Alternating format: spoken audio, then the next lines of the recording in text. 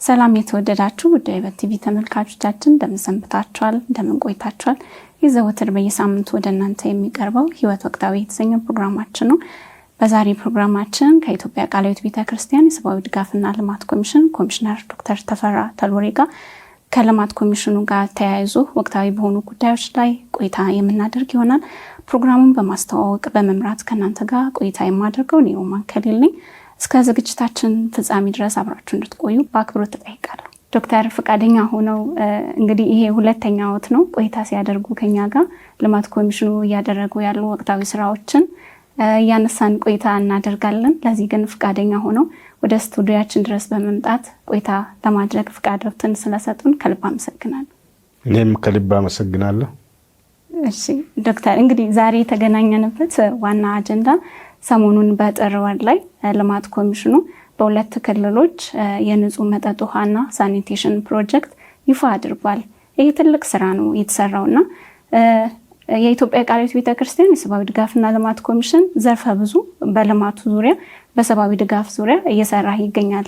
ይሄ ሁሉም ተመልካች የሚያውቀው ሀቅ ነውና እንደው ግን ወደ ዛሬው ሐሳባችን ከመግባታችን በፊት ቀደም ሲል ለሁለተኛ ዙር ነው አይደለ ይሄ ፕሮጀክት ላውንች ሲደረግ የመጀመሪያ ጊዜ የተደረጉ የንጹህ የመጠጥ ውሃ ፕሮጀክት ይፋ የተደረጉ ድጋፍ ያገኙ የህብረተሰብ አካላት የቱ አካባቢዎች ናቸው የሚለውን እንደው ወደ ኋላ መለስ ስላድርቦትና ትንሽ ስለሱ ያውሩኝና ወደ ዛሬው ሐሳባችን እንገባለን። አመሰግናለሁ። እንደተጠቀሰው የኢትዮጵያ ቃለ ሕይወት ቤተክርስቲያን ሰብአዊ ድጋፍና ልማት ኮሚሽን ዘርፈ ብዙ ስራዎችን ሲሰራ ቆይቷል። የልማት ስራዎቹ የተጀመሩት ዛሬ ሳይሆን ቀድሞም እንደምንለው አሁንም እንደምንለው ቤተክርስቲያኒቱ ከተመሰረተች ጀምሮ በሁለንተናዊ አገልግሎት መንፈሳዊውንም ልማት ስራዎችንም አብረው ሲሰራ ቆይተዋል። ይሄን ደግሞ ልማት ኮሚሽኑ እንደ ኮሚሽን ከተዋቀረም በኋላ ላለፉት 50 ዓመታት በስፋት ዘርፈ ብዙ ስራዎችን በውሃና ሳኒቴሽን ቅድም እንደተጠቀሰው በትምህርት በልጆችና ወጣቶች ልማት በእርሻ በምግብ ዋስትናና እሴት ሰንሰለት በሌሎችም ገቢ ማስገኛዎች በሰብአዊ ድጋፍ በኩል በሌሎችም ብዙ ዘርፈ ብዙ የሆኑ ስራዎችን ሲሰራ ቆይተዋል። እንግዲህ እነዚህን ስራዎች በፊት በጥቂቱ ለመጥቀስ ሞክረናል። እነዚህን ነገሮች ሁሉ ደግሞ በአንድ ዳሰሳ አሁንም ቢሆን ለማቅረብ ስለሚከብድ እንደተጠቀሰው ፎከስ በሆነ ወይም ደግሞ አጠር ባለ መልኩ ባለፈው ጥር ወር በሶስት ክልሎች ማለትም በደቡብ፣ በማዕከላዊ ኢትዮጵያ፣ በሲዳማ ዞን የተሰሩትን የ3 ዓመት የንጹህ ውሃ መጠጥ ፕሮግራም ማጠናቀቂያ መርሃ ግብር አድርገናል። እንደገና ደግሞ አጠናቀን ዘግተን መውጣት ሳይሆን ለሚቀጥሉት 4 ዓመታት ደግሞ በስፋት የሚሰሩ ፕሮጀክቶች አስጀምረናል። እንግዲህ እነዚህ ነገሮች እንዴት ተሰርተዋል፣ ምን ተደርጓል የሚለው ነገር ቃለ ሕይወት ሰብአዊ ድጋፍና ልማት ኮሚሽን የሚሰራው እነዚህን ፕሮጀክቶች ብቻ ናቸው ወይ በውሃ አንጻር ማለት ነው የሚል ጥያቄ ሊነሳ ይችላል። አይደለም። ይሄ ከምንሰራቸው የውሃ ፕሮግራሞች አንዱ ኮምፖኔንት ነው። ምክንያቱም በየአመቱ ከ200,000 ህዝብ በላይ ተጠቃሚ የሚያደርጉ ስራዎች በሌሎችም ፕሮግራሞች በተለይም ከተለያዩ አጋር ድርጅቶች ጋር አብረን የምንሰራቸው ስራዎች በአብዛኛው ከውሃ ጋር የተገናኙ ስለሆኑ ቅድም እንደጠቀስኩኝ ከ200 ሺህ በላይ ሰዎችን ተጠቃሚ ያደረገበት ሁኔታ አለ። ይህም ደግሞ ቅድም እንደጠቀስነው ባለፉት 50 ዓመታት ሳይሆን ባለፉት 3 ዓመታት ከዚህ በኋላም ደግሞ በተጠናከረ ሁኔታ በስፋት ይቀጥላል። አሁን ከተጠቀሱ በደቡብ ክልል እየሰሩ ካሉ ፕሮጀክቶች ሌላ በሰሜን፣ በምዕራብ፣ በምስራቅ፣ በማዕከላዊ ኢትዮጵያ የተለያዩ የውሃ እና ሳኒቴሽን ፕሮጀክቶች በመተግበር ላይ ናቸው። ብዙ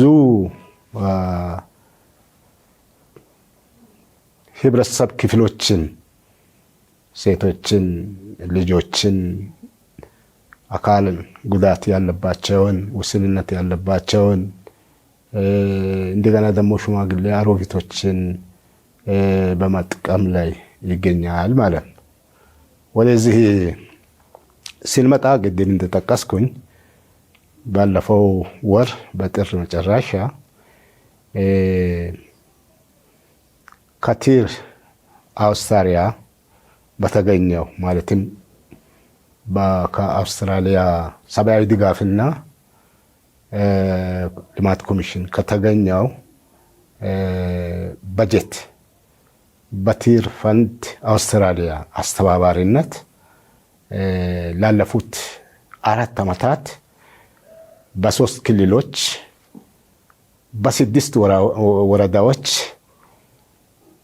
እነዚህ ስራዎች ሲሰሩ ነበር። በርካታ ስራዎች ተሰርተዋል። የሚታዩና የማይታዩ። የሚታዩ ስንላቸው በአይን የሚታዩ ሊዳሰሱ የሚችሉ ስራዎች ተሰርተዋል። በአይን የማይታዩ ደግሞ የግንዛቤ ማስጨበጫ ስራዎች እንዲሁም ደግሞ የሃይጂን ስራዎች ሰዎችን በማሰልጠን ባህሪያቸውን እንዲለወጥ የጤና ሁኔታ ንጽህና እንዲጨምር ምክንያት የሆኑበት ሁኔታ አለ። ይሄ ፕሮጀክት በተጠቀሱ በእነዚህ በተለያዩ 6 ወረዳዎች በአጠቃላይ ምን ሰራ የሚለውን ነገር ማንሳት ተገቢ ይሆናል። ለምሳሌ ይሄኛው አሁን ሊጠቅሳቸው ያሉ ስራዎች ዝም ብሎ ሪፖርት የተደረገባቸው ብቻ ሳይሆን የውጭ ገምጋሚዎች ገምግመው ከአጋሮች ጋር፣ ከመንግስት ጋር፣ ከህብረተሰቡ ጋር እውነተኛ ስራ መሰራቱን ያረጋገጡበትን ነው የሚጠቅሰው ማለት ነው።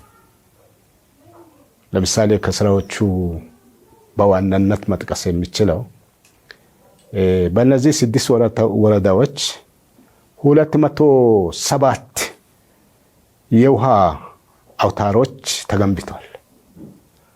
ሲዘረዘሩ 113 ቦኖዎች በተለያዩ ቀበሌዎች፣ 58 የውሃ ጉድጓዶች የተጠገኑትን ጭምር እንደገና ደግሞ በአዲስ መልክ የተቆፈሩትን ጭምር እንደገና ደግሞ 19 ምንጮች የተሰሩበት ወይም የተገነቡበት ሁኔታ አለ። አልፎም ደግሞ የውሃ ማቆር ስራዎች፣ የዝናብ ውሃ የማቆር ስራዎች የተሰሩበት በ13 ሴንተሮች ማለት ነው አለ። እነዚህ በምሳሌነት ለመጥቀስ እንጂ እነዚህ ብቻ አይደሉም። እንግዲህ እነዚህ ስራዎች ተሰርተዋል። ምን ውጤት ተገኝተዋል የሚለውን ነገር ደግሞ ማንሳቱ ጠቃሚ ይሆናል። እንግዲህ ያለነው በ21ኛው ክፍለ ዘመን ነው። ሚዲያ እንደሚያወራው፣ ዓለም እንደሚያወራው እንግዲህ በ21ኛው ክፍለ ዘመን ብዙ ነገር ተሻሽሏል። የሰው ህይወት ተቀይሯል። አይደለ እየተባለ ባለበት ሁኔታ የውሃውን ችግር በምናይበት ጊዜ ገና በእንጭጭ ላይ እንዳለ ነው። ስለዚህ እነዚህ ስራዎች በመሰራታቸው የህብረተሰብ የኑሮ ሁኔታ ስራዎቹ በተሰሩባቸው አካባቢዎች ሊለውጥ ችሏል። ለምሳሌ ለመጥቀስ ያህል ይሄ ፕሮጀክት በተተገበረባቸው አካባቢዎች ወይም ወረዳዎች 2 ሰዓት ያህል ውሃ ለመቅዳት ሴቶች እናቶች ይጓዙ ነበር። በነገራችን ላይ 2 ሰዓት ማለት አንድ ጉዞ ማለት ነው። ስትደርቢ 4 ሰዓት ሊሆን ይችላል።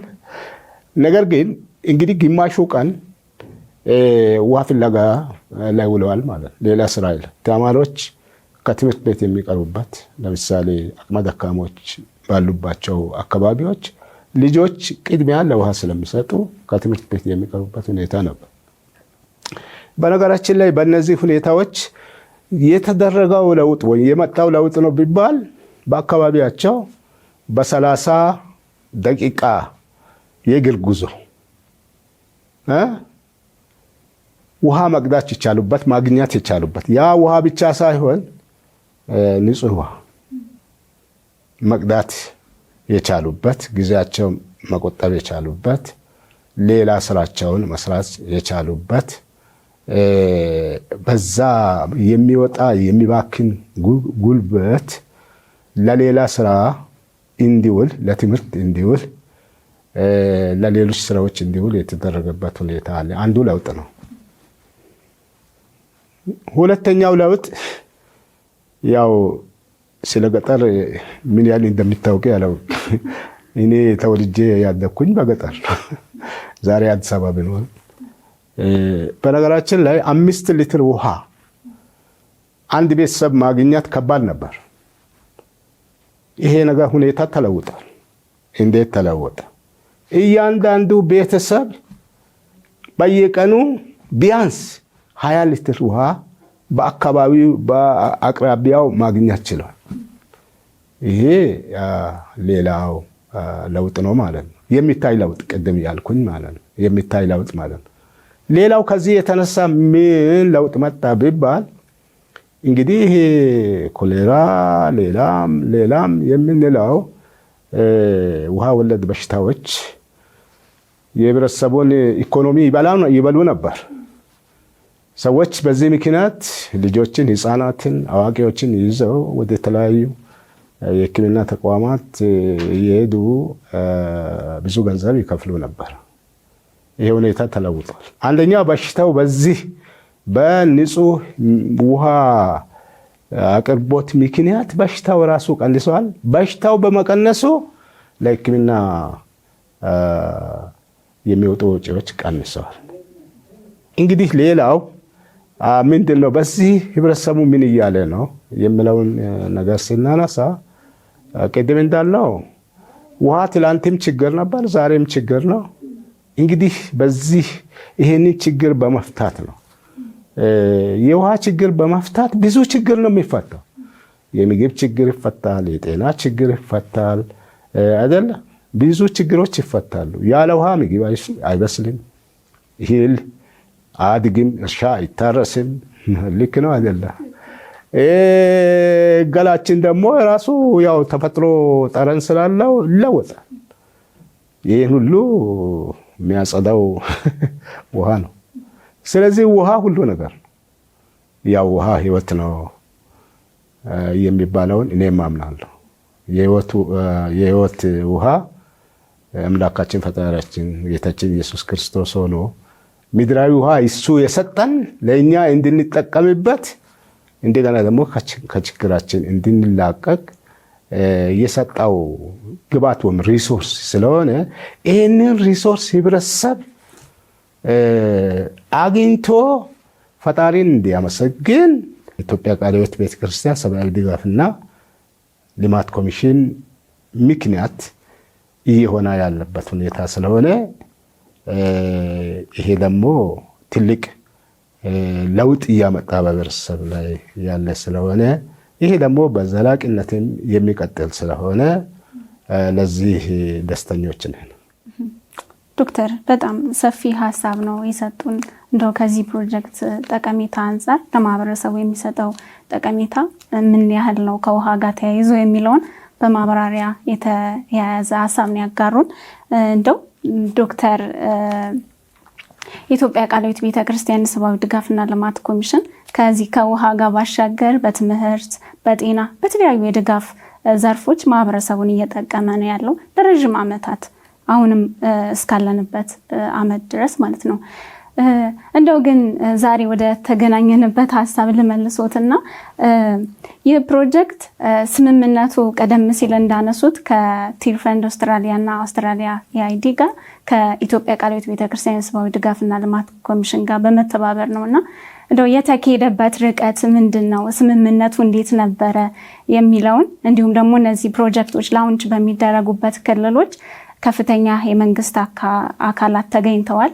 የሰጡት ምላሽ፣ የነበረው መርሃ ግብር፣ ጠቅላላ ያለውን ሀሳብ የእርሶም ስሜት እንዴት ነበረ የሚለውን ልመልሶት። አመሰግናለሁ። በጣም ቆንጆ ጥያቄ ነው። በውሃ ላይ የሚጨክን የለም። አንደኛ በውሃ ላይ አጋሮቻችንን በተለይ በገንዘብ የሚረዱትን ገንዘባቸውን ሳይሆን የህብረተሰብን ችግር ነው የሚያዩት። በተለይ የውሃ ችግር እጅግ በጣም ያው ቅድም እንዳልነው ከፍተኛ ስለሆነ እነሱም ይረዱታል። ሁለተኛ እኛ እንደ ሰብአዊ ድጋፍና ልማት ኮሚሽን መንግስትን ተክተን ሳይሆን ለመንግስትና ለህብረተሰብ ድጋፍ ነው የምናደርገው፣ በጎን ነው የምንሰራው። ስለዚህ በዚህ ጉዳይ ላይ በዋናነት ኃላፊነቱን የሚወስዱት ሌሎች ናቸው። ለምሳሌ በየደረጃ ያሉት የመንግስት አካላት በክልል ደረጃ፣ በዞን ደረጃ፣ በፌዴራል ደረጃ ያሉት፣ በወረዳ ደረጃ ያሉት፣ አልፎም ደግሞ በቀበሌ ደረጃ ያሉት የኛኑን ያህል አብሮ የማገዝ የመደገፍ ስራዎችን የመተባበር ስራዎችን የሰሩበት ሁኔታ አለ። በዚህ ደግሞ አንደኛ ለጋሽ ድርጅቶቻችን አሁን በምንነጋገረው በንጹህ ውሃና ሳኒቴሽን በኩል በተባሉ 6 ወረዳዎች ሲያግዙ የነበሩትን እንደገና ደግሞ ከዚህ በኋላ በሁለተኛ ዙር ለ4 ዓመታት ሊደግፉ የተዘጋጁትን የአውስትራሊያ መንግስት እንደገና ደግሞ የኛ ትብብር አጋራችን ደጋፊያችን የሆነውን የቲርፈንድ አውስትራሊያ መስሪያ ቤት በተለይም አስተባባሪውን ሚስተር ማርሻልን ለማመስገን እንወዳለን። ለምን? አንደኛ ከችግሮቻችን አሁን የኛ ችግር ነው ብሎ ተቀብለው ፈንድ ሲሰጡ ስንጠይቃቸው፣ አብረን ስንሰራ ስንጠይቃቸው ከኛ ጋር በመሆን እያገዙን ቆይቷል። መንግስት ደግሞ ይሄ ያስፈልጋል ብሎ የህብረተሰቡን ችግር ከኛ ጋር አብሮ በማቀድ እንደገና ደግሞ በማሰማት እኮ በማድረግ አልፎም ደግሞ ስራውን በመደገፍ ህብረተሰቡን በማንቀሳቀስ በቅንጅት እየተሰራ ወይም ደግሞ ሲሰራ የነበረ ስራ ስለሆነ እንግዲህ እንዴት ነው ሲሰሩ የነበረው የሚለውን አንደኛ በተቀናጀ መልኩ ነው። ምክንያቱም ከታች እስከ ላይ ድረስ ከኛ ከልማት ኮሚሽኑ ጋር በመሆን አጋሮችን እኛ በማስተባበር እንደገና ደግሞ መንግስት አብሮ በመስራት ህብረተሰቡ አብሮ በመስራት በሚያስፈልጉ ነገሮች ሁሉ ግብአትን በመጨመር እሴትን በመጨመር በቅንጅት ነው እየሰራን ያለ ነው ማለት ነው። ይሄ ቅንጅቱ ለወደፊትም በተጠናከረ ሁኔታ የሚቀጥል ይሆናል። አሁን እንግዲህ ትኩረታችን ዛሬ በዚህ በአውስትራሊያ መንግስት ሰብአዊ ድጋፍና በቲር ፈንድ አውስትራሊያ አስተባባሪነት በምንተገብረው ፕሮጀክት ላይ ስለሆነ እንጂ ሌሎች ነገሮችን ወይም ደግሞ አጋሮችን ወይም ስራዎቻችን ዛሬ ማድረግ ሁሉንም መጨረስ ስለማንችል በሌላ ጊዜ የምንዳስስ ይሆናል። ጥሩ ዶክተር፣ ለተመልካቾቻችን እንግዲህ እነዚህ ፕሮጀክቶች ላውንች በሚደረጉበት ጊዜ የነበረው ፕሮግራም እኔም ታዳሚ ነበርኩኝና ጋብዘን የምንመለስ ይሆናል። ወደ ተመልካቾቻችን እየተከታተላችሁት የሚገኘው ከህይወት ቴሌቪዥን ህይወት ወቅታዊ የተሰኘ ፕሮግራማችን ነው። በዛሬ ፕሮግራማችን ከኢትዮጵያ ቃለ ሕይወት ቤተክርስቲያን የሰብአዊ ድጋፍና ልማት ኮሚሽን ኮሚሽነር ዶክተር ተፈራ ተሎሬ ጋር ወቅታዊ የሆኑ ጉዳዮችን እያነሳን ነው እየተነጋገርን የሚገኘው። እንግዲህ የኢትዮጵያ ቃለ ሕይወት ቤተክርስቲያን የሰብአዊ ድጋፍና ልማት ኮሚሽን ዘርፈ ብዙ የልማት ስራዎችን የሰብአዊ ድጋፍ ስራዎችን እየሰራ ነው የሚገኘው። ከዚህ ጋር በተያያዘ የንጹህ መጠጥ ውሃና ሳኒቴሽን ፕሮጀክት በማዕከላዊ ኢትዮጵያ በሀዲያ ዞንና በሲዳማ ክልል ላውንች የተደረገበት ሂደት ነው የነበረው በጥር ወር ላይ።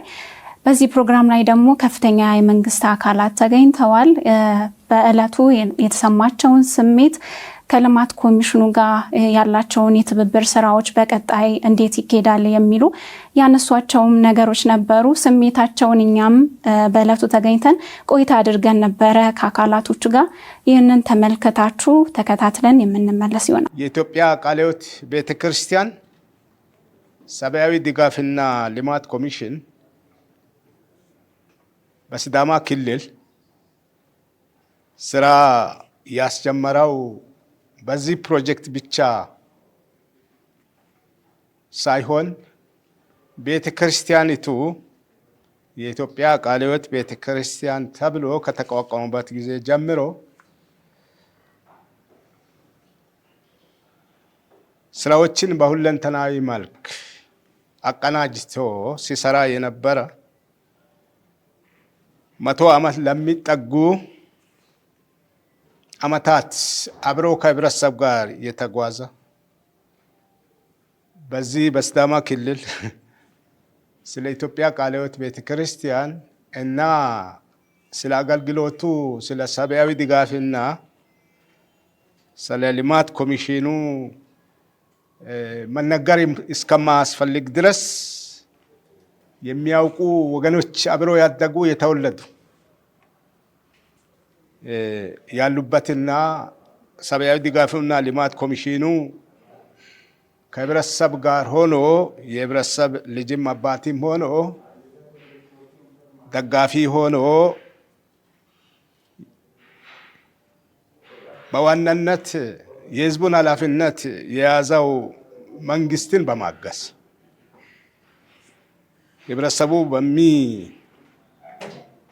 በሚገጥማቸው ችግሩ ፋና ወጊ በመሆን ቀዳሚ በመሆን ሁላችሁ የሚታወቁ ተጠቃሚም የሆናችሁ በትምህርት፣ በልጆች ልማት፣ በወጣቶች ልማት፣ በምግብ ዋስትና ኢኮኖሚን ከማሻሻል አንጻር በብዙ መልኩ ህብረተሰቡን አጋር በመሆን ሲሰራ እንደነበረ ሁላችሁ ታውቃላችሁ። ይሄ ደግሞ እውነቱን ለመናገር ብዙ ውጤት ያመጣበት እኛም ደግሞ በዚህ ክልል እያንዳንዱን ወረዳ ገብተን ስራውንም አይተን ሰርተንም አሰርተንም ከእናንተ ጋር ተባብረን በየጊዜ በሚመጡ አመራሮችም ባለሙያዎችም ጋር የቅርብ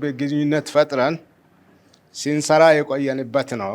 በተለይም ቅድም በተጠቀሱ በጎጂ ልማዳዊ ድርጊት መቀነስ፣ በልጆች ትምህርት፣ በውሃ ጤናና ሳኒቴሽን ረጅም ጊዜ የጀመረውን አገልግሎት ዛሬም በጠንካራ መሰረት ላይ ቆሞ በመቀጠል ላይ ያለ ትላንት ሰርቻለሁ ይበቃል ሳይል የህብረተሰብን ችግር ለአጋሮች በማካፈል እነዛም ደግሞ ሰብአዊ ችግሮችን በመገንዘብ ሰብአዊነትን መሰረት ባደረገ ሁኔታ ተጋግዘን እየሰራን ያለንበት ሁኔታ ነው ያለው። ለዚህ እንግዲህ የአምላካችን የእግዚአብሔር ስም የተመሰገነ ይሁን። ዛሬ የሚጀመረው የመጠጥ ውሃና ሳኒቴሽን ፕሮጀክት ሁለተኛ ዙር ነው። አንደኛ ዙር ባለፉት 3 ዓመታት በጥሩ ሁኔታ ተጠናቋል። ይሄ ፕሮጀክት እንግዲህ ለሚቀጥሉት 3 ዓመት ፕላስ በ28.65 ሚሊዮን በእነዚህ ቅድም በጠቀስናቸው ወረዳዎች የሚተገበር ወደ 45,000 ሰዎችን ተጠቃሚ የሚያደርግ 9,000 ቤተሰቦችን ተጠቃሚ የሚያደርግ በተለይም ልጆችን ህፃናትን ጭምር ይሄ ፕሮጀክት አንዱ የልጆችን እና የሴቶችን የውሃ ችግር የመጠጥ ውሃ ችግር ለመፍታት የታቀደ እነዚህ አቅመ ደካሞች የአካል ውስንነት ያለባቸው ሴቶች ልጆች ረጅም መንገድ በመሄድ ውሃ ለመቅዳት ሰዓታትን ሲጓዙ የነበረውን ያንን ርቀት የሚያሳጥር በአጠገባቸው በአካባቢያቸው በመንደራቸው በሰፈራቸው በትምህርት ቤቶቻቸው ዙሪያ ውሃ እንዲያገኙ የሚያደርግ በዛም ምክንያት የሚፈጠሩ ውሃ ወለድ በሽታዎች የሚቀነሱበት ተማሪዎች ደግሞ ትምህርታቸውን ትተው ውሃ ለመቅዳት የሚውሉበት የትምህርትም ጥረት የሚጨምርበት በጣም ታስቦ አይደለም አብትሽ በጣም ታስቦ የታቀደ ፕሮጀክት ነው። በስራዎቹም አብራችሁ ለተጓዛችሁ ድጋፍ ላደረጋችሁ የሴክተር መስሪያ ቤቶች የቤተ ክርስቲያናችን መሪዎች የፕሮግራሙ ኃላፊዎች በእውነት እንኳን ደስ አላችሁ እያልኩኝ በዚህ ረገድ የተሳተፋችሁን ሁሉ እጅግ እናመሰግናችኋለን። ምስጋና ለእናንተ። ዛሬ በተደመጠው ሪፖርት እንዲሁም ደግሞ እኛም በአካል እዚህ እንደ መሪዎች በእያንዳንዱ ወረዳ ላይ ሲሰራ የነበረውን ስንገመግም ትልቅ ስራ እንደተሰራ ብዙ ለውጦችን ደግሞ መሪዎች መካከል እንደተገኘ ያንን ነበር ዛሬ ሪፖርቱ ተደመጠው። ዛሬ የነበረው የመንግስት አካላትና እንዲሁም የብርሳን መዋቅር የወከሉ ሰዎች እጅግ የሚያስደንቅ ስራዎችን እንደተሰሩ በሪፖርቱ አድምጠናል። ኢትዮጵያ ቃለ ሕይወት ቤተክርስቲያን ለሰዎች መንፈሳዊውን ብቻ ሳይሆን ቁሳዊውንም አገልግሎት ልማታዊውንም አገልግሎት እያገለገለች እንዳለች ሁላችንም የሰው ልጅ ለማገልገል እንደተጠራ ሰው ቤተክርስቲያኗም ያላትን ራዕይ በዚህ ሰዎችን በማገልገል ላይ ትኩረት አድርጋ የስራች እንዳለ የሚያስታውቅ ነገር ነው። ስለዚህ ቀጣይ ጊዜ ላይ ብቁና ብርቱ ስራው ተሰርተው እግዚአብሔር የሚከብርበት ህዝቡ ተጠቃሚ የሚሆንበት ሌላ አይነት ፕሮጀክት ደግሞ ተጨማሪ ፕሮጀክትንም ሰው የሚያመጣ ለሰው ልጆች በረከት የሚሆኑ ነገሮች የሚጨምሩበት እንዲሆን ተስፋ እናደርጋለን። እንደምታውቁት የዋሽ ጉዳይ ከሃውስሆልድ ሌቭል ጀምሮ እስከ አገሪቱ ናሽናል ሌቭል ድረስ ፕሪዮሪቲ ተሰጥቶት እየተሰራ የነበረ ፕሮጀክት ስለነበረ ስለዚህ የዋሽ ጉዳይ ምንም ድርድር የለውም። ኮሚኒቲው በጣም ደስ ብሎት ነው ፕሮጀክቱን የተቀበለውና ደስ ብሎት እንደተቀበለውም ውጤቱም በጣም ከፍተኛ ሆኖ ፕሮሚሲንግ ሆኖ ነው ያገኘነው እና ለዚህ ፕሮጀክቱንም ወደሚቀጥለው እንዲያልፍ ወይም ደግሞ ሰስቴን እንዲያደርግ ካደረጉት አንዱ በኮሚኒቲው በኩል ተቀባይነት ማግኘቱ ነው። ኮሚኒቲው ተቀባይነት ሲያገኝ ከአገሪቱ ወይም ደግሞ ከናሽናል ስትራቴጂክ ዋሽ ሪሌትድ ስትራቴጂክ ፕላን ጋራ ኮንሳይድ ስላደረገ ፕሮሚሲንግ መሆኑ የሚያሳዩ ነጥቦች ናቸው ማለት ነው። ለዚህ አሁንም ቢሆን ከፌዝ 1 ወደ ፌዝ 2 ተሸጋግሯልና በሚሄድበትም ምናልባትም ፌዝ 2 ላይ ኢምፕሩቭ ሊያደርግባቸው የሚገባቸውን ፖይንቶች ይሄ ዶክመንት አስቀምጧልና የፌዝ 2 ደግሞ ከፌዝ 1 በበለጠ ኢምፕሊመንት እንደሚደረግና ውጤቱ ከፍተኛ እንደሚሆን ምንም ጥርጥር የለውም ማለት ነው። የኢትዮጵያ ቃለ ሕይወት ቤተክርስቲያን የልማት ኮሚሽን ላለፉት 3 ዓመታት ሲዳማ ውስጥ በተለይም የሲዳማ በተለይ ደረቃማ አካባቢ ወይም ከፍተኛ እጥረት አለባቸው የሚባሉ ወረዳዎችን ቦሪቻና ሎካባያ ወረዳዎችን በተጨማሪም በከፊል እዛ አካባቢም ደራራ የሚባል ወረዳ አለ። እዚህ አካባቢዎች ላይ ከፍተኛ እጥረት አለ።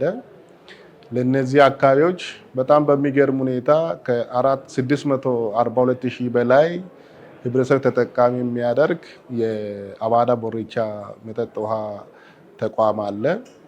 ያ የእሱ ራሱ ተቋሙ በብዙ እየታገለ ለውጥ እያመጣ ባለበት አንዳንድ ግን በየወቅቱ ከህብረተሰቡ የሚነሱ የልማት ጥያቄዎችን ያን ምላሽ የሚመልስ ይሄ የቃለ ሕይወት ቤተክርስቲያን የኢትዮጵያ ቃለ ሕይወት ቤተክርስቲያን ልማት ኮሚሽን በብዙ እየደገፈ አንድም ከፍተኛ እጥረት አካባቢ ያለበት ስለሆነ ቧንቧዎቹ ሲበላሹ የቧንቧ ጥገና ስራ ተጨማሪ ቦኖች የመስራት እንደዚሁም ደግሞ በርካታ ስራዎችን እዛ አካባቢ የህብረተሰቡን ያማከለ በተለይ ሩፍ ካችመንት የሚባለው ሬን ወተር ሩፍ ካችመንት የሚባለው ይሄ ደግሞ በተለይ በኢትዮጵያ ውስጥ አሁን አዲሱ ሞቶ ሆኖ የተነሳው ግድባችን በደጃችን እንደሚባለው ከጣሪያ ላይ ውሃ ሰብስቦ ትምህርት ቤቶች፣ የጤና ተቋማቶች እንዳይቸገሩ እና ለህብረተሰቡም በከፊል ሰፖርት እያደረገ ከፍተኛ ድጋፍ ሲያደርግ የከረመ ድርጅት ነው። ያም በመሆኑ ቅድም ያልኩ እንደ ክልል ያለው የውሃ ሽፋናችን 64.95% እንዲደርስ አሁን ባለንበት ቁመና ላይ የዚህ ፕሮጀክት ሚናው የጎላ መሆኑን ማውሳት ፈልጋለሁ። በዚህ ብቻ አላበቃም። አሁንም ፍትሃዊነትን መሰረት ያደረገ 3 ዞኖችና 3 ወረዳዎች እዛው እና ተጨማሪ ለ3 ዓመት የሚቆይ ፕሮግራም ቀርጾ ነው የመጡት። ይሄም እዚህ አካባቢ ላይ የውሃ ሽፋናቸው ህብረተሰቡ እንዲጨምር፣ ሁለተኛ ደግሞ አንዳንድ ምንጮችም ደግሞ ከዚህ በፊት ተሰርቶ ተበላሹ ካሉም ጠግነው ተጠቃሚ እንዲሆኑ በ3 ወረዳዎች ላይ መነሻ ጥናት ሲያደርጉ 171 የውሃ ተቋማቶች ቀድሞ የተገነቡት አሁን አገልግሎት የማይሰጡ ተቋማቶች እንዳሉ በጥናት ለይተው እስከ ወረዳ ወርዶ እነዚህ 171 የመጠጥ ውሃ ተቋማቶችንም ጠግኖ ህብረተሰቡ ተጠቃሚ እንዲሆን መልሶ ለህብረተሰቡ አገልግሎት እንዲበቃ ለማድረግ፣ ሶስተኛና ትልቁ ደግሞ ነገር እዛ አዳዲስ ፕሮጀክቶች በምንጭም በቦሮልም የተለያዩ ማሽነሪዎችም ስላላቸው ይሄን በማድረግ የተሻለ ቀጣይ የውሃ ሽፋን በክልላችን እንዲኖር ከምንም ነገር በላይ ደግሞ በጣም የሚገርም የህብረተሰባችን የውሃ ተጠቃሚነት ላይ ትልቁ ሚና እየተጫወተ ያለ ደግሞም የሚጫወትም ድርጅት በመሆኑ የዛሬው ፕሮጀክት ደግሞ እጅግ የተለየና ችግሮችም በሚገባ ለይቶ የገባ ነው ብዬ አስባለሁኝ። በዚህ ረገድ እኛም እንደ ክልሉ መንግስት ይሄ ፕሮግራም ውጤታማ እንዲሆን ከየትኛውም ጊዜ በላይ ሲፈልጉንም እንደዚሁም ደግሞ በራሳችን ፕሮግራምን ወርደን ደግፈን ውጤታማነቱ እንዲረጋገጥ የህዝብ ተጠቃሚነት እንዲረጋገጥ ለማድረግ ከጎናቸው መሆናችንን በሚገባ ቃል የገባንበት ጊዜ ፕሮግራም ነው። ሕይወት ቤተክርስቲያን የልማት ኮሚሽኑ አሁን ያለው ቢያንስ በገቡበት ዞን ላይ የውሃ ከቨሬጁ ከፍ ያደርጋል። ሽፋኑን ማለት ነው። ከነበረበት ሽፋን የነበረውን ሽፋን አሁን መንግስት የሚሰራው አለ። መንግስት ከሚሰራው የመኖ ሲጨመር አሁን የዞኑ ሽፋን የውሃ ሽፋኑ ከፍ ይላል። ይሄ ደግሞ ኢምፓክቱ ሌላ ነው። በማህበረሰቡ ላይ ጤናው የተጠበቀ ማህበረሰብ ደግሞ አምራችነቱ ይጨምራል። ውሃ ዝም ብሎ ይቀዳ የነበረው ምንጭ ፖርቴብል በሆነ መልኩ ታክሞ ለማህበረሰቡ ይደርሳል። እንደገና በርቀት የሚጓዘው ውሃ ደግሞ በተደራሽ እየተደረገ ነው። ስለዚህ ይሄ የማህበረሰቡ ችግር የፈታ ሰስቴኔቢሊቲ ያረጋገጠ ነገር ነው። የጤናም ጭምር የጤናም ተጠቃሚዎችም ጤናችንም በሙሉ ሊያስጠብቁ የሚችሉ ፕሮጀክት ነው። ሬሌቫንት ነው በአጠቃላይ ፕሮጀክቱ። ዛሬ እዚህ በዋሽ ፕሮጀክት ፌዝ 2 ላይ በመገኘቴ ትልቅ ደስታ ተሰምቶኛል። እንደ መነሻ እንደው ትንሽ ነገር ለማንሳት ያክል የኢትዮጵያ ቃለ ሕይወት ቤተክርስቲያን ከ1920 ጀምሮ በነ ዶክተር ላምቤ ወንጌል ወደዚህ የሚደርስ ሲመጣ በአንድ እጃቸው ወንጌልን በሌላ እጃቸው ደግሞ ልማትን ነው ይዘው የመጡት። በተለይም ፕሮፌሽናል ነበሩ፣ የሕክምና ባለሙያዎች ናቸው። ስለዚህ ያንን ስራ አስቀጠሉ ማለት ነው። አባቶቻችንም ከተረከቡ በኋላ ያንን የውስጥ ሪሶርስ ሞቢላይዝ በማድረግ ሀብትን በማሰባሰብ ትልቅ ስራዎችን ሰርተዋል በኢትዮጵያ ውስጥ። አንዱ በጣም ሊጠቀስ የሚችለው የወሎ ድርቅ ዘመን ላይ እና ባጎሌ እዚህም ሌላም አካባቢ የነበሩ አባቶች ሁሉን ነገር ሰብስበው የሚችሉትን ሁሉ አሰባስበው ለዛ በድርቅ ለተጎዱ ወገኖች ምን ያህል ድጋፍ ሲያደርጉ እንደነበረ አንዱ ማሳያ ነው። ዛሬ እንግዲህ በዚህ በሀዲያና ከምባታ ዞኖች ላይ እንደ ፌዝ 2 ላውንች እየተደረገ ያለው የዋሽ ፕሮጀክት የመጀመሪያውን ፌዝ ቅድም ዶክተር ብርሃኑ ሲያቀርቡ አይተናል። በጣም ውጤታማ እንደነበረ የነበሩ ጋፖችንም ለማሳየት ተሞክሯል። አሁን ግን የፌዝ 2 እንግዲህ እዚህ ያላችሁ ይህንን ፕሮግራም የተካፈላችሁ በሙሉ የሚመለከታችሁ አካላት ስለሆናችሁ ይሄ ፌዝ 2 ፕሮጀክት በጣም ውጤታማ እንደሆን የኛ ማህበረሰብ እንግዲህ በአብዛኛው የውሃ ዲማንድ አለው። ከዚያ የውሃ ችግር ተፋቶ የሚሰሩ ስራዎች ደግሞ በቀጣይነት ሰስተነብል በሆነ ወይ ለትውልድ እንድተላለፉ ማድረግ ኃላፊነትን በመውሰድ እንደራስ ንብረት በማየት እንዲገለገሉ እንግዲህ እንድታደርጉም ጭምር ነው ለማሳሰብ ወይም ሀሳብ ለመስጠት የሚፈልገው። እኛም እንደ ቤተክርስቲያን በጸሎትና በሀሳብ አቅማችን በፈቀደ ሁሉ ከዚህ ፕሮጀክት ጎን የምንቆም መሆኑን ለማሳሰብ እፈልጋለሁ። በዚህ በሀዲያ ዞን፣ በከምባታ ዞን በስድስቱም ወረዳዎች ላይ ሳይቶች ላይ በሚጀምረው ጅማሬ ላይ ትልቅ ለውጥ ያመጣል ብለን የምናስብ ተስፋ የምናደርግ ነው ማለት ነው። ምክንያቱም ባለፈ ጊዜ በቃጫ ቢራ ወረዳ በቀዲዳና ጋሜላ በሌሎችም ተመሳሳይ ቦታ ላይ የሰጠውን ለማህበራዊ ላይ የነበረውን በማህበረሰቡ ላይ የነበረውን ችግር የማስወገድን ስራ በጣም በጥሩ ሁኔታ እንደተሰራም አሁን ይሄ ነገር ደግሞ ሲጨምር እንደገና አጠቃላዩን በህዝብ ላይ ያለውን ችግር ከ100% አሁንም ሬዱስ አድርጎ አጠቃላዩን ለውጥ የሚያመጣ ነገር ተስፋ ሰጪ እንደሆነ ታይቶናል። ስለዚህ እንደ ቤተክርስቲያን እንደ ደቡብ ምስራቅ ሸዋ ቀጠናም እንደ ማዕከላዊ ኢትዮጵያ ውስጥ እንዳለውም አንድ እንደ ማህበረሰብ ተጠቃሚ በጣም ደስ የሚል ነገር ስለሆነ ይሄ ለውጥ ያመጣል። በጣም ደስታ ተሰምቶናል። እጅግም ልናመሰግን የምንወደው ኢትዮጵያ ቃለ ሕይወት ቤተክርስቲያን ሰብአዊ ድጋፍና ልማት ኮሚሽንን በጣም ከልባችን እናመሰግናለን። ዶኔሮችንም ደግሞ በጣም ከልባችን ልናመሰግን እንወዳለን እንደ ቤተክርስቲያን። ስለዚህ ቀጥሎ ያለ ጊዜ ላይ አብረን ከእናንተ ጎን ሆነን እንሰራለን። እንደ ቤተክርስቲያንም እንደ ህዝብም በሚያስፈልገው ነገር ሁሉ ዋጋ ከፍለን ቀጥለን ባለ ጊዜ ላይ ከእናንተ ጋር አብረን ልንሰራ ቃል እንገባለን።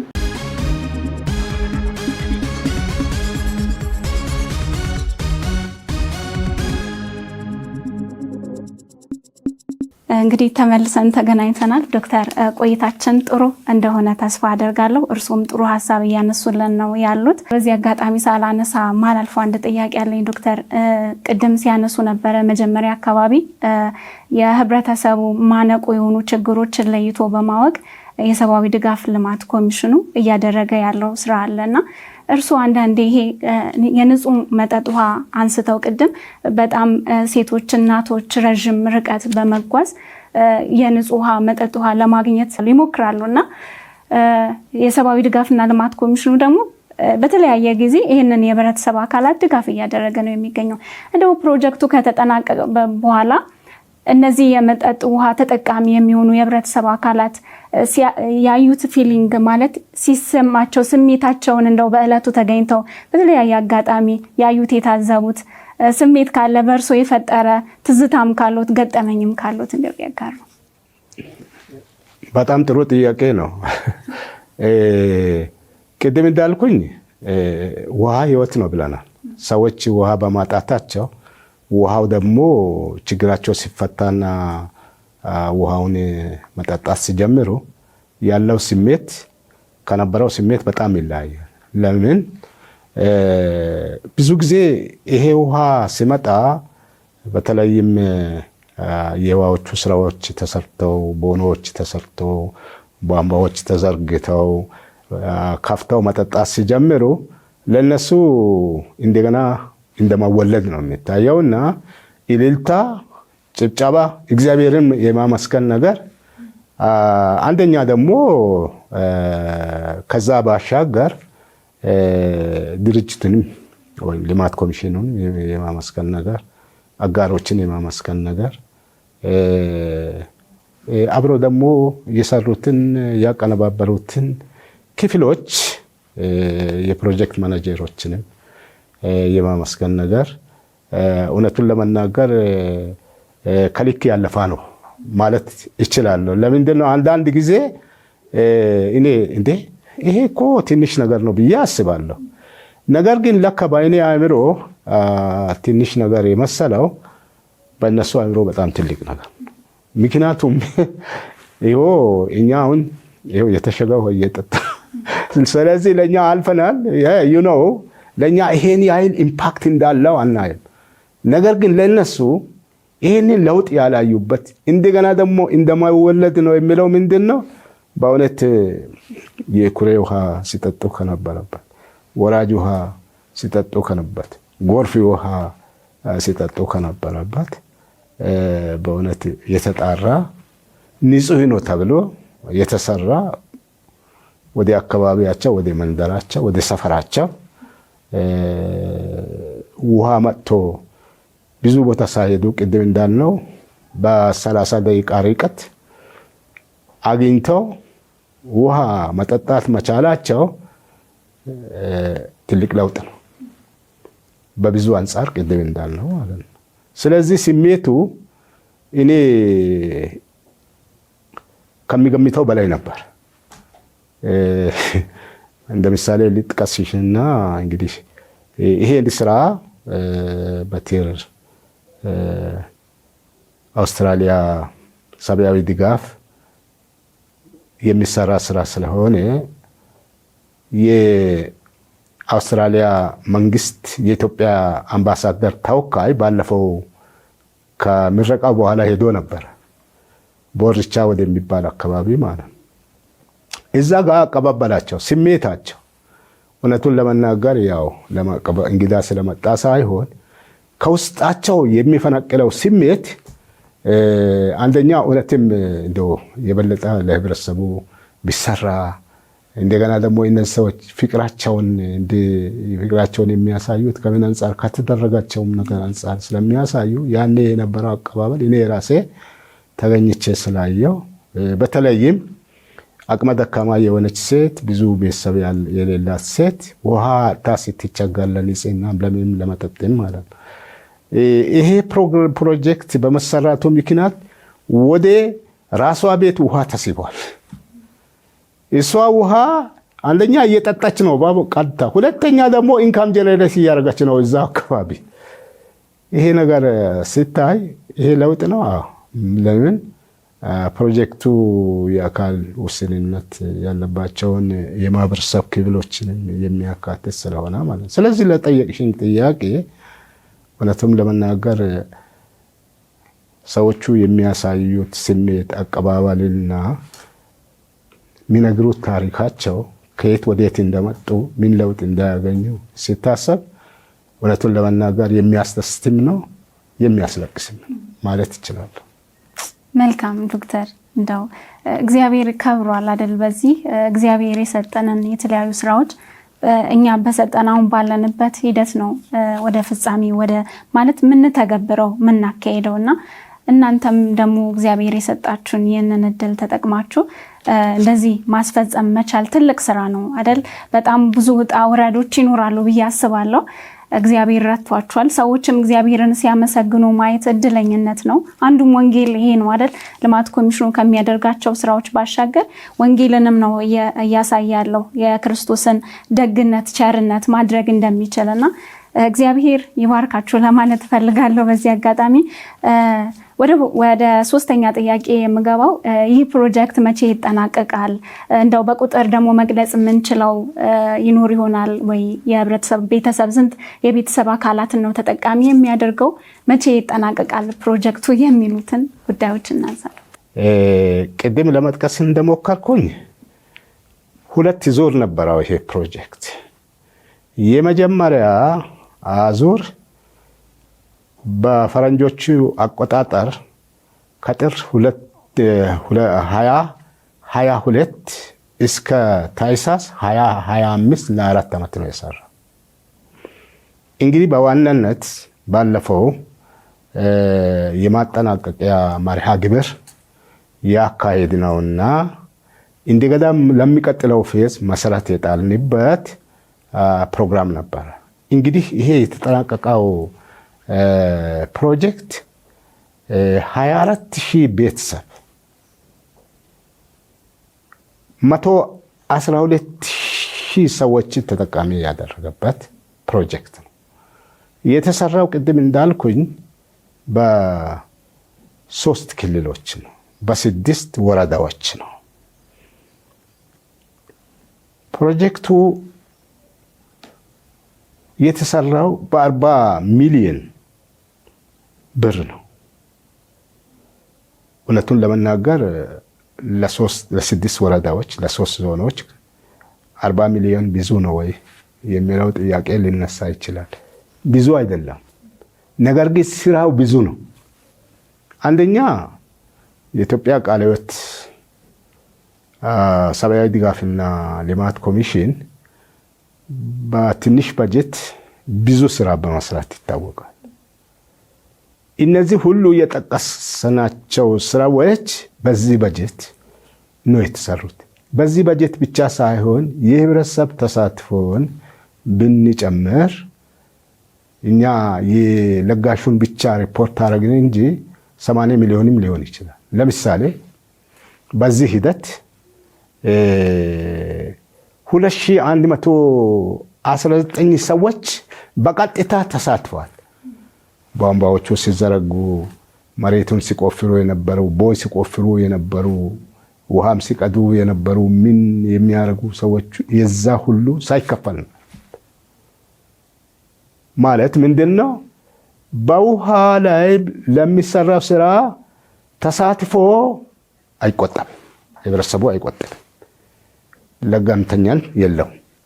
ለምንድነው? ችግሩን ስለሚቀም ስለሚያው ነገ የሚታየውን ለውጥ ስለሚያይ ማለት። ስለዚህ ምንድነው ይሄ ፕሮጀክት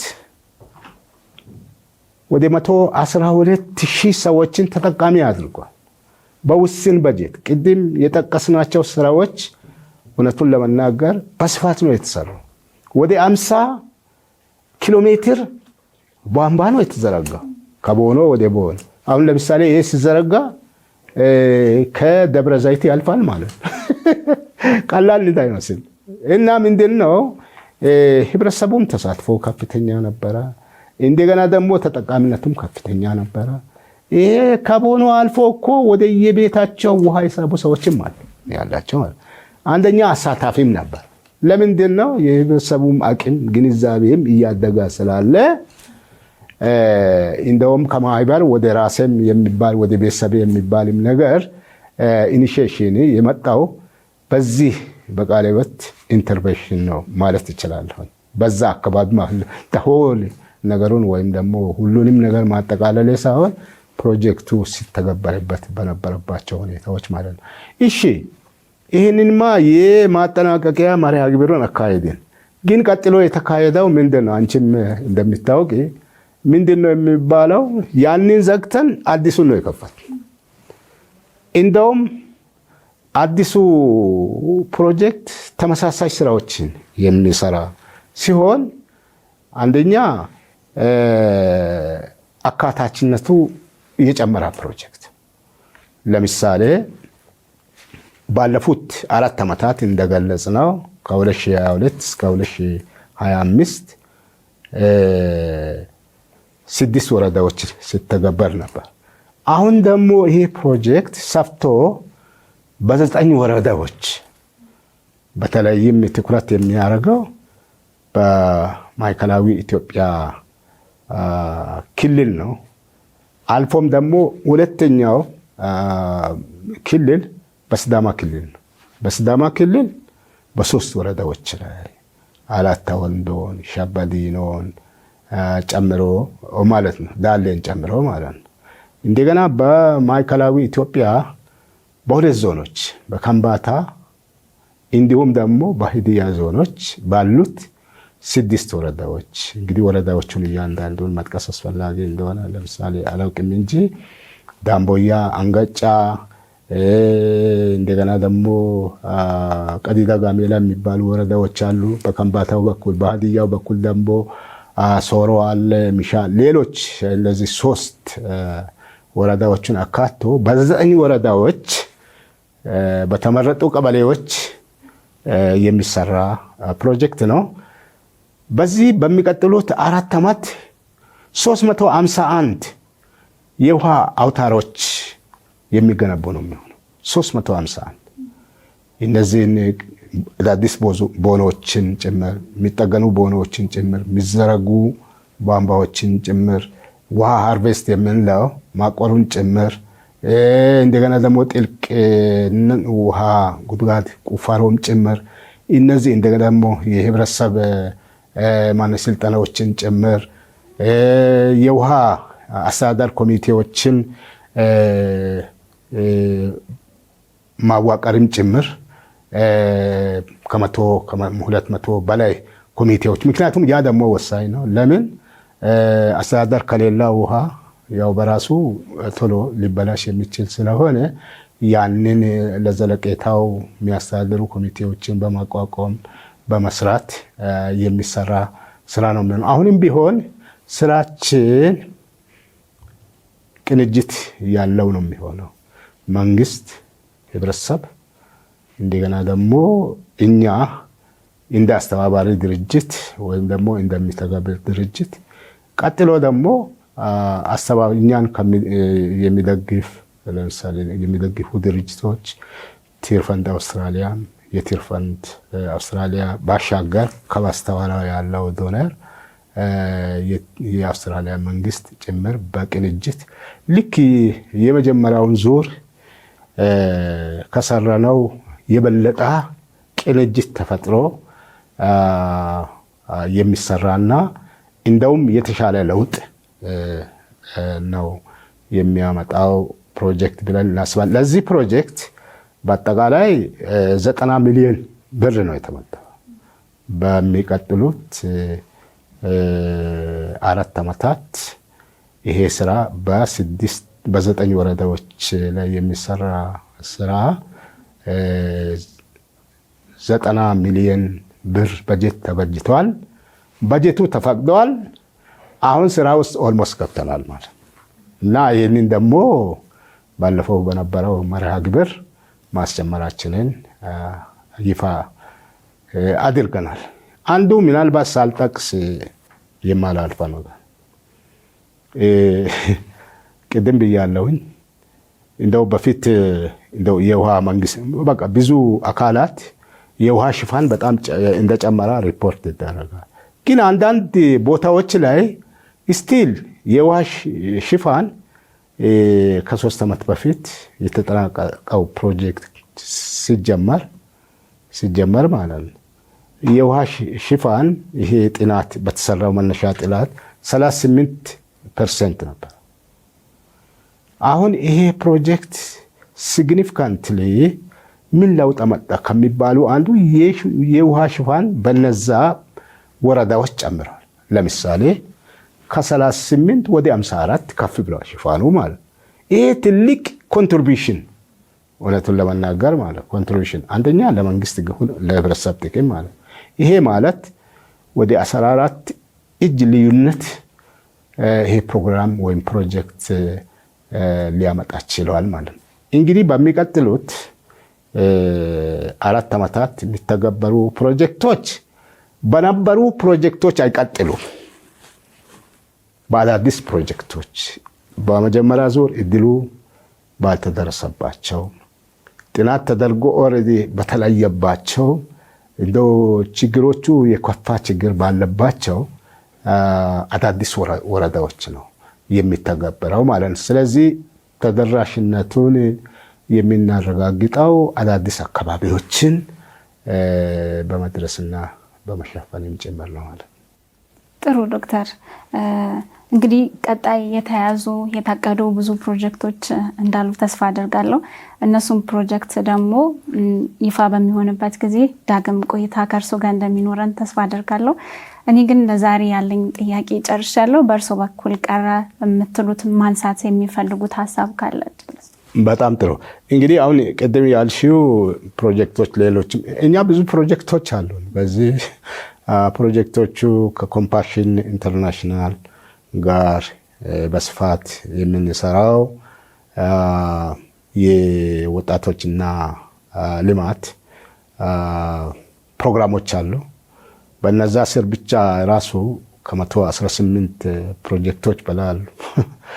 ሌሎች በሰብአዊ ድጋፍ የምንሰራቸው ብዙ ፕሮጀክቶች አሉ። በውሃም ባልተጠቀሱ ወረዳዎች፣ ዞኖች፣ ክልሎች የሚሰሩ ስራዎች አሉ። በተለይ ደግሞ በምዕራብ ሐረርጌ በብዙ ሚሊዮን ቃለ ሕይወት አሰርቶ አሁን ሊያስመርቅ የተዘጋጁ ፕሮግራም አለ። እሱን ያን ጊዜ በስፋት እንመጣለን እና ይሄ ለመጥቀስ ያህል ነው እንጂ ለምሳሌ በመልሶ ማቋቋም ያው በሌሎችም ሁሉንም መጥቀስ አልችልም። ቅድም ለዚህ ነው አሁን ፎከስ የምናደርገው በዚች ፕሮጀክት፣ ምክንያቱም በቅርብ ጊዜ ስላስጀመርን ስላጠናቀቅንም ስላስጀመርንም በሚለው ነው ይሄንን ጊዜ ያሳለፍነው ማለት ነው። እኔም በመጀመሪያ ይሄንን ወደ ህዝብ እይታ ወደ ምዕመኑ ወደ ቤተ ክርስቲያን አጠቃላይ ለኢትዮጵያ ህዝብ ለማድረስ እኔንም ጋብዛችሁ ይሄንን ጊዜ ስለሰጣችሁ ስለጋበዛችሁ እጅግ አመሰግናለሁ። በሌላ በኩል ደግሞ አጠቃላይ ከኋላ ሆኖ አመራር በመስጣት የሚያግዘውን የሰብአዊ ድጋፍና ልማት ኮሚሽን አመራር ቦርድን ከልብ ለማመስገን እፈልጋለሁ። እንደገና ደግሞ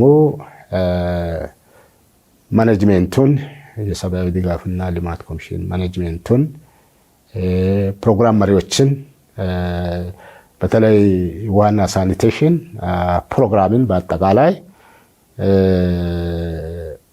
በልዩነት ደግሞ ይህንን ፕሮግራም ሲያስተባብር የቆየውን አቶ ሀብታሙንም አብረው የሚሰሩትን ጓዶች፣ ሌላው ደግሞ በእውነት ከኛ ጋር ሆነው አብረው በመልፋት በመስራት እየለፉ ያሉትን እየተባበሩ ያሉትን የተለያየ መንግስት መስሪያ ቤት የውሃ እና ኢነርጂ ቢሮዎችን፣ አስተዳደሩን፣ የህብረተሰብ ክፍሎችን ሁሉንም አጠቃላይ የኢትዮጵያን ቃለ ሕይወት ቤተክርስቲያን ምዕመናንን አመራሩንም ማመስገን እንፈልጋለሁ። ምክንያቱም ለእኛ ለልማት በራችን እነሱ ስለሆነ ጅምራችን እሱ ስለሆነ እኛ ፍቅርን በተግባር የማሳያት ስራ ነው የምንሰራው። በሌላ በኩል ደግሞ የህይወት እንጀራ ያስፈልጋል ለሰው ልጅ። ይሄ የህይወት እንጀራ ጌታ ኢየሱስ ክርስቶስ የሚሰጠውን ያንን ደግነት እንዲያዩ ነው እንጂ ሌላ እንትን የለም። የምንሰራው ስራ እሴቶቹ የተለያዩ ሳይሆኑ አንድ አይነት ስለሆኑ በዚህ አብረን ተባብረን እየሰራን ቆይተናል።